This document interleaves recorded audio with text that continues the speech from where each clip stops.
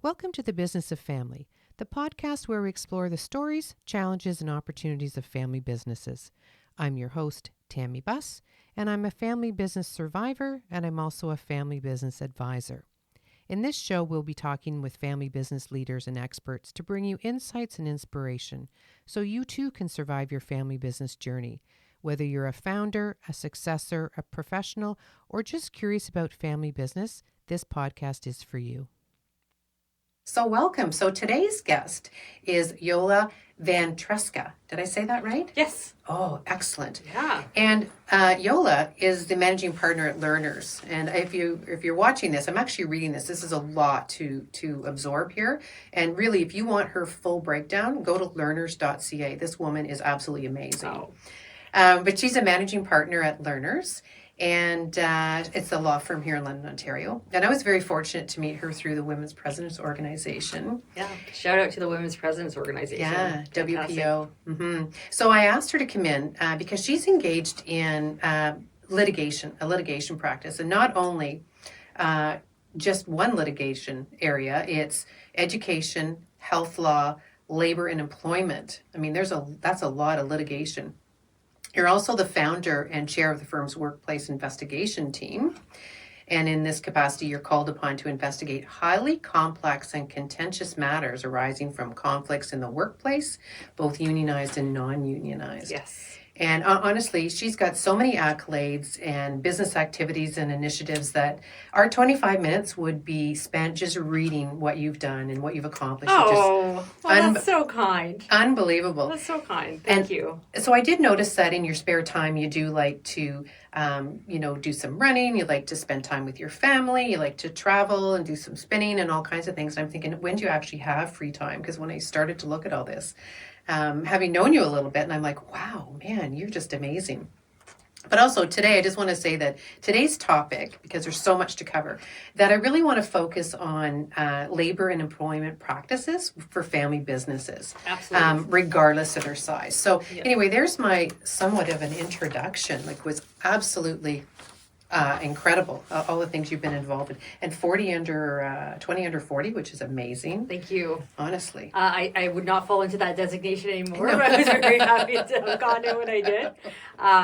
But I am equally happy to be here, Tammy. I've been so impressed with you and so impressed with the work that you're doing, because it is so hands-on and I think so perfect for the moment. Having been on the other side when problems erupt, what you're doing is really preventative measure, and I think really giving people the advice that they need to make sure that their businesses run smoothly. So I'm equally impressed and honored to be on your podcast. And you're just a lovely person. You're just a lovely person to be around. Yeah. Well, this is great because after I got to know you a little bit, I'm like, man, litigation, just got to tell a little bit of background. How did you choose litigation? I mean, I would love to be a litigator. I think that's great because I got that fight in me. But how'd you end up in litigation?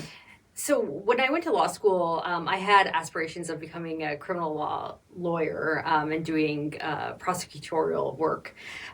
You get into practice and you realize that I realized, and you'll appreciate this, that I'm the type of person that brings my work home with me. Mm-hmm. And, advocating, though, for something or someone that I believed in was not something I was willing to give away, even though I knew that I couldn't bring the seriousness of my clients' issues if I were to be a criminal lawyer home with me. But I thought, what else am I really passionate about? And what kind of work could I do that would make a difference on people's lives? And, the dissolution of someone's employment, or on the other side of things being, I work with a lot of small businesses being sued by an employee it's a critical and sometimes ground zero moment in the life of that business or the life of that employee.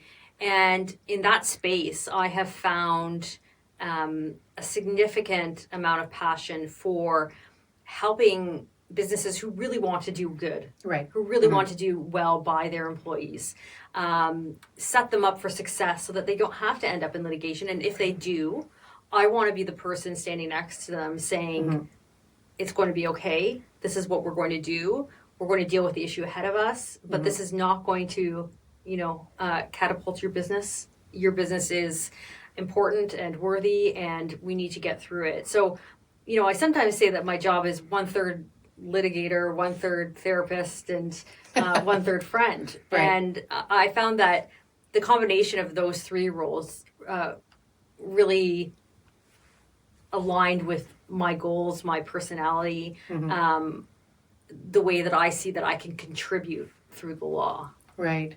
Well, I think that's amazing. I think I'm sort of a counselor as well sometimes when you're dealing with families, because it's very complex when you marry a business and a family, and they're working together. It becomes very much so difficult.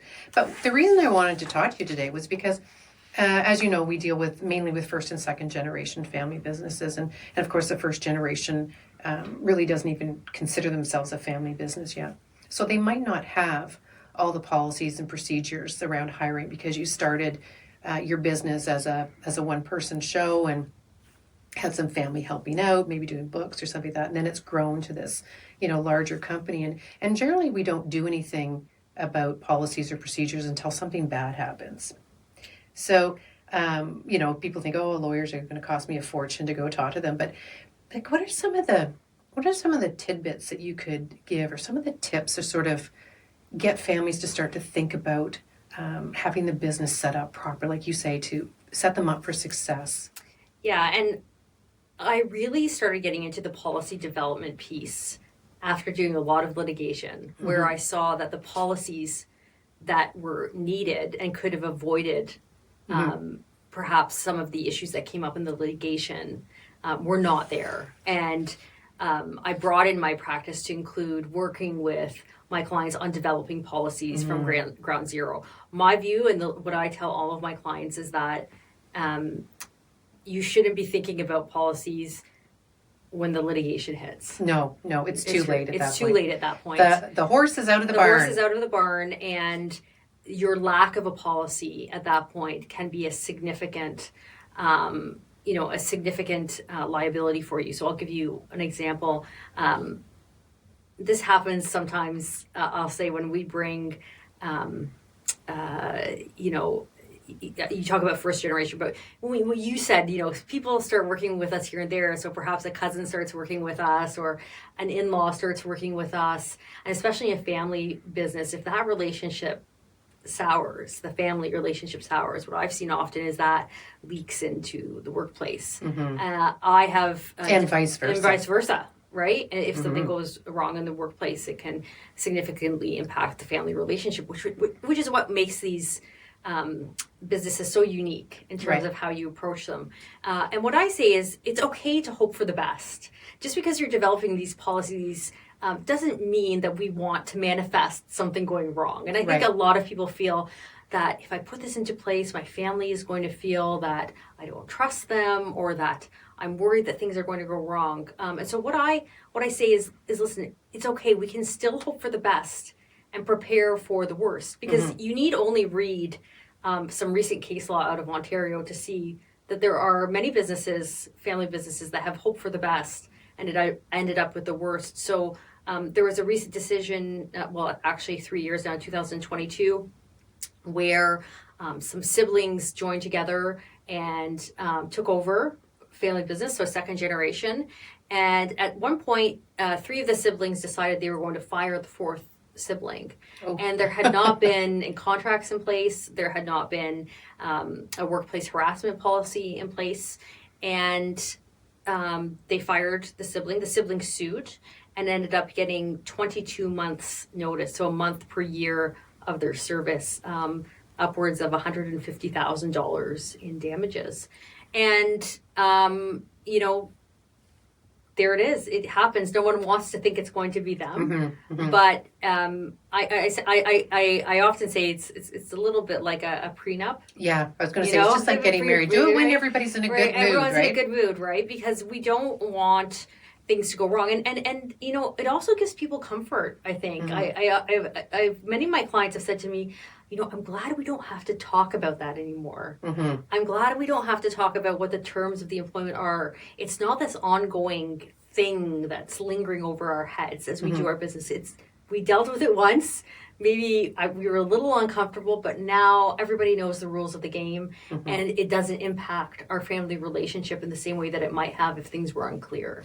Well, and it's also good that they can talk about it together to say, okay, how can we set some of this parameters up for the hiring, for anything. How do you, if you want to exit, if you have ownership, if you don't want ownership, and that's sort of part of a shareholders agreement. But That's also right. there's some family things, and it's kind of sounding like it's almost like an employee handbook, right? That we always say, it doesn't matter the size of your company, even if you only have 4 employees, you need to have parameters around what can and can't be done, or what's acceptable and not acceptable, because it's only after the horse is out of the barn that you start to put these parameters in place.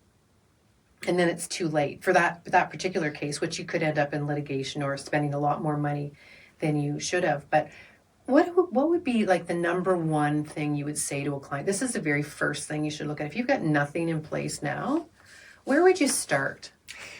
So I'm actually going to give 3. That's good. I'm going to be the lawyer and say I can't limit myself to one. But I will say that, in Ontario, there are various policies that employers are required to implement, some of them based on size, others not. The 3 that I say that are the most essential are a health and safety policy, a workplace violence prevention policy, and a workplace harassment prevention policy. That's ground zero. I mean, there's others we can talk about. We know when the business gets up over 25 employees, we get into, monitoring of employees electronically. If there's over 50 employees, we get into the Accessibility for Ontarians with Disabilities Act. But those 3, workplace harassment prevention policy, the violence prevention policy, and the health and safety policy are ground zero. And if you don't do anything else, those 3 should be at the top of your list, because most of the liability that accrues to employers as a result of falling out in family businesses, usually the liability lies under one of those 3 policies. Now, is that something that they can get information off the government websites? It's like, instead of having to go to a lawyer and have them write it up, is there some templates out there that make it simple? Absolutely. I mean, the government of Ontario actually has tremendous resources around these issues. If you go to their websites and a simple Google search will bring you there, you'll find templates that you can work off of. Many times I say to people who come to me, and one thing that I pride myself on is that I don't do work for people that I think that they can do for themselves. I say, listen, here's the template. You certainly can have me do the entire thing, and some people opt for that. But oftentimes I'll say, listen, go, do the template, and then spend an hour of my time, bring them back to me. I'll review them and tell you, I think perhaps given the nature of your business, you should add this or modify this or change that. But I have done a lot of work in the past couple of years in that manner, because these businesses are trying to get off the ground. They don't want to spend a ton on lawyers. Oh, I know. It's like just out the door constant, right? There's nothing coming in. That's right. It's just nonstop. But what I say is that, these policies in particular, if you end up in litigation and someone is able to punch a hole in one of these policies, the liability could be 30-fold what it would take for an hour of my time just to make sure that, that your I's are dotted and your T's are crossed. And that's the approach I take with a lot of my small businesses. And I think my clients have appreciated that frankness over their years. And some of them I think are a little surprised in saying, oh, you want me to do it? You don't want to bill me 10 hours? And I say, once you're growing and you want my support, I'm happy to do that. But in these circumstances, I'm very attuned. I see myself as almost, part of that family team. I want that family team to grow. And so if I can give you that advice and say, direct you to the Government of Ontario's resources and just bring you back to me to sign off, I'm very happy to do that. Well, and that would be the same just about in every province or state, right? They're going to have their own rules and regulations. That's exactly around right. that. Yeah, that's exactly right. Now, what about changes and updates? Because I know there's constantly updates and changes to these things. So how does the family, yes, you put this in if you've written this up 20 years ago, because that's when you started and you haven't updated it. Like, what are the rules around that? So there are certain requirements that each piece of legislation says. There is some legislation that says it has to be reviewed annually. Mm-hmm. So you have to make a note that you've actually sat down and turned your mind to it. But if we'll just think of your situation where I'm sitting here and I'm listening to this podcast and I've got a bunch of policies that I haven't reviewed for 20 years, I might make an appointment with a lawyer and ask some really direct and circumscribed questions, because I'm mindful of cost. Right. And say, these are the policies that I have. Could you provide me with some initial advice on which policies should be updated, mm-hmm. which policies you think I might need a lawyer to redraft, given the significant amount of change there may have right. been that I'm not aware of? And is there anything missing? Right. Is there a requirement for a policy that's come into force because I haven't turned my mind to this for 20 years? Mm-hmm. And please provide me with that list. And then once you as a business owner have that list, you can decide, what you'd like done with it. And so if I were to get those questions, I would say, for X, Y, and Z policy, you can simply send it to me. Here's the Ontario government resource. This is the update. Right. Update it and send it back to me. Here are some policies that you don't have that you should have. Mm-hmm. And for these other policies, we need to put into place some guidelines for annual review, et cetera. Mm-hmm. We can really help set you up. To avoid litigation? Not only to avoid litigation, but to be able to, deal with these issues yourself on a year-to-year basis, right. so that you're not having to make an annual investment. I'm pretty active. The other trick is to follow some law firms online through LinkedIn. Because Lerners does this. We provide LERNERS.ca. So we will provide updates when there are changes to the legislation.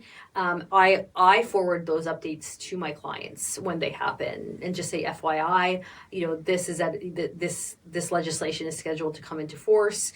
What are we going to do to get ourselves ready? Right. If you'd like to make an appointment, let me know. But there are a lot of law firms who provide those updates for free, and that's another great way of staying on top. Right. And what about things? What about HR companies? Because there's a lot of HR companies that do that. So what's the difference between hiring an HR company to review your policies and then hiring a lawyer? Well, I guess to be very frank, you have my insurance at the end to fall back on if something goes wrong. Not the greatest answer, but probably the most practical. Listen, I work with some wonderful HR companies, and they do a great job. Usually, it's about client preference, their relationship, right? As a template versus a template versus a sign off. Sometimes, I would say that given if you want to create a policy that's a little bit more complex, I would probably say that you might want to run it by a lawyer. Not to say that there aren't HR professionals who are very capable.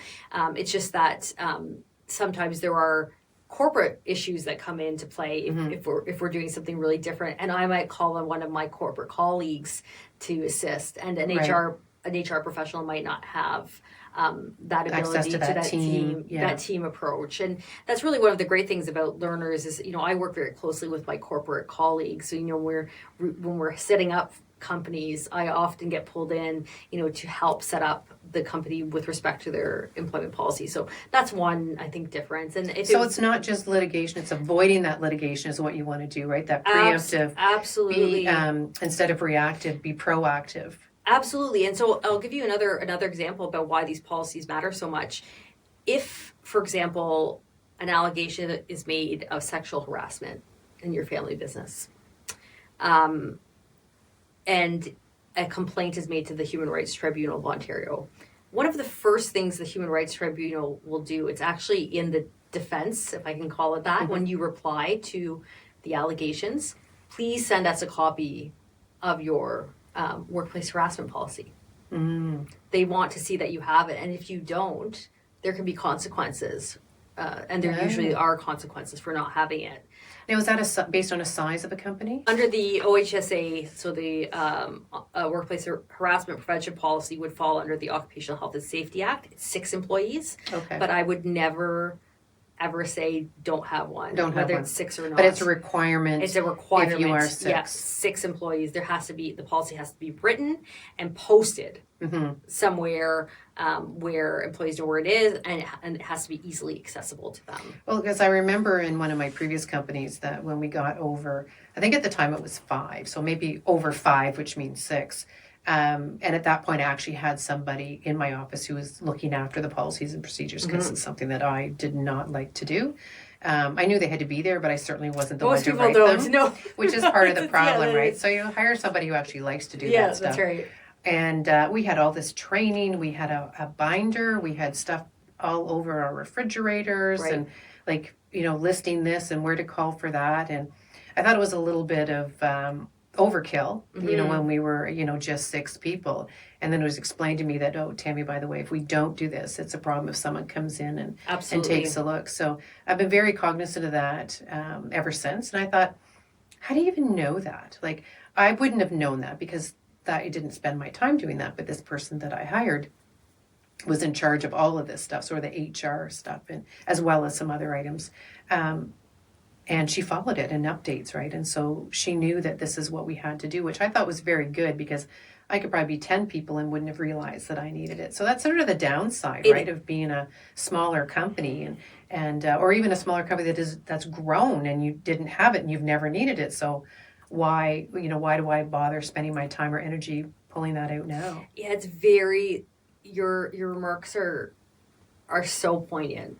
And they should serve as a cautionary tale to anyone who's sitting out there listening to this, because, I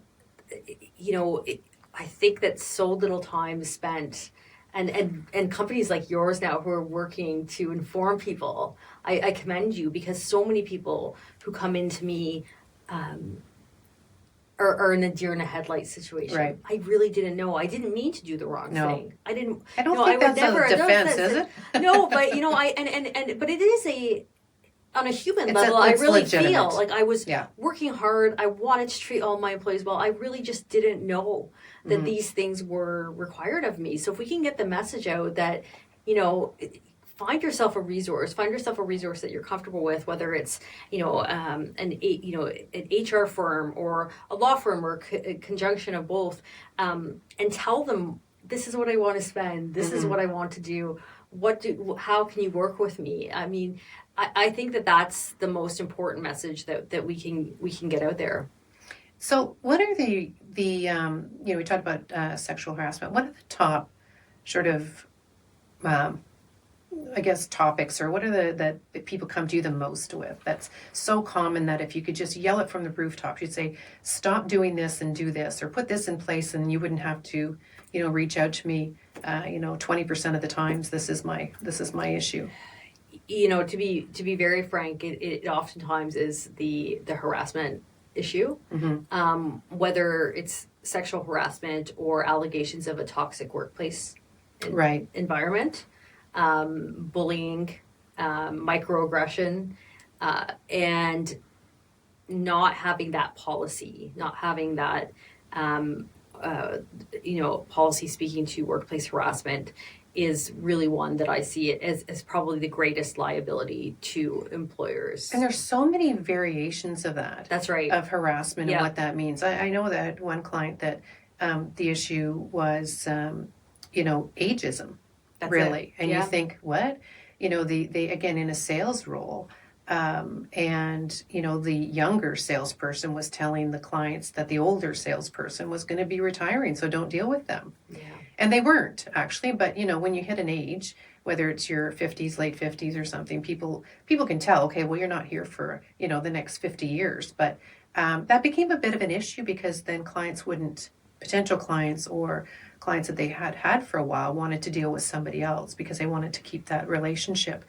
And I was like shocked, and I'm thinking, wow, that's a form of harassment, where you think of harassment in different ways, but there's lots of ways that you can be harassed or bullied, right? Yeah, and I mean that example. And if they don't do anything about it, that's even the worst part. How do you deal with that? And so that example speaks to a prohibited ground of discrimination under the Ontario Human Rights Code, which has to be caught by your prevention policy, your harassment prevention policy. You have to deal with all of the protected grounds of discrimination under the code, and age is one of them. Mm-hmm. And so if that person were to have complained and there was not a policy in place, there would have been liability. There's reputational damage there. Right. And I also want to say the other thing I don't think people are aware of is the kinds of things that the Human Rights Tribunal can order you to do. I mean, they can order you, if you're found to have breached the harassment policy by the Occupational Health and Safety Act, by not having a harassment policy, let's say, and having engaged in behavior that was contrary to the code, you have to post it sometimes on your business door that the tribunal has found you to be in breach of the policy. So there's reputational risk as well. Mm-hmm. I mean, all this goodwill that you're trying to build could come crashing down on you through one of these orders, and then the tribunal can do things that the courts can't do. So, most people want to do the right thing. Yeah, of course. That's right. And so, but there's always a bad apple in the company, right? And that's right. And it's like the squeaky wheel, right? If they just keep doing things and nobody complains, or they don't get put back in their place, it just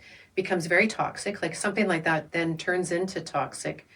And then you have turnover, and you end up with this whole culture that you had no intentions of building, because your business is built on your own core values, and all of a sudden they're gone, right? Because it's difficult. And I can say, as an employer, again, we have skill sets, and a lot of times it's not dealing with the HR or the how do I deal with this issue. Right. And if you have a policy that says, okay, well, if you feel that you are being harassed or bullied, here's the process. Right. And, do you also outline what the results would be to the person who is doing the bullying? Like, is that listed in a policy? Like, say, okay, you're gonna file this complaint, whatever it is. We're gonna use the bullying ageism one.